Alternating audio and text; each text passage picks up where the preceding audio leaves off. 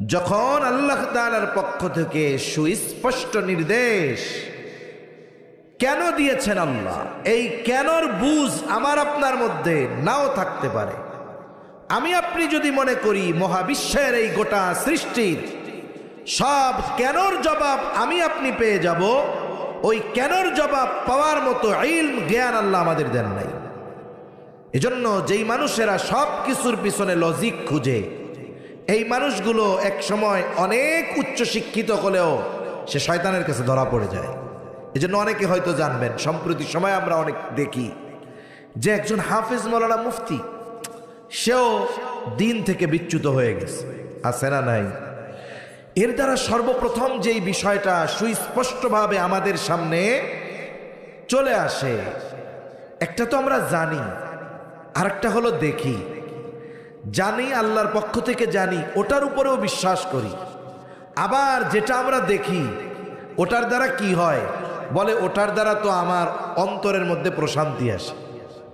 হেদায়েতের মালিক যে আল্লাহ, দ্বীন অর্জন করলে, কোরআন হাদিস পড়লেই যে হেদায়েত পাওয়া যাবে, এর নিশ্চয়তা নাই যদি আল্লাহ হেদায়েত না দেয়। ঠিক কিনা বলেন?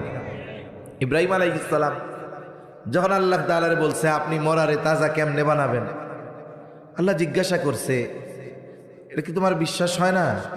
অবশ্যই হয়। তাহলে জানতে চায় কেন? বলে লিতাতমা ইন্না কলবি, আমার আত্মার প্রশান্তির জন্য। কিছু বিষয় আছে আমরা বিশ্বাস করি, এরপরেও যদি চোখে দেখা হয় এই বিশ্বাসটা আরো গাঢ় হয়, আরো মজবুত হয়। তাহলে দেখুন, জ্ঞান থাকলেই, ইলম থাকলেই হেদায়েত পাওয়া যায় না। হেদায়েতের মালিক কে? আল্লাহ। এজন্য বলতেছিলাম যে আমরা যদি আল্লাহ তাআলার সব আদেশ নিষেধের পেছনে এটা খুঁজি যে এটা আল্লাহ কেন আদেশ দিলেন, এটা করলে কি হবে, আল্লাহর আদেশের পেছনে যদি কেন তালাশ করতে যাই, তাহলে শয়তান অন্তরে সংশয় ঢুকাবে, একটা সময় সে দ্বীনহীন হয়ে যাওয়ার আশঙ্কা আছে। এতটুকু মনে রাখতে হবে যে আল্লাহ যেটা বলেছেন, করতে বলেছেন, নিষেধ করেছেন, নিঃসন্দেহে তার মধ্যে কল্যাণ আছে। এতে বান্দা বুঝুক আর না বুঝুক। ঠিক কিনা বলেন? আচ্ছা, ছোট বাচ্চা লেখাপড়া করে, মাঠে খেলাধুলা করে, লেখাপড়া করে না, ওর আব্বা ধইরা ধুমসে পিটানি দিছে। বলেন তো, ওই বাচ্চার যে পিটানি দিছে, ও মনে করবে আমার বাপ আমার সবচাইতে বড় দুশ্মন, আমার একটু খেলতে টেলতে দিল না।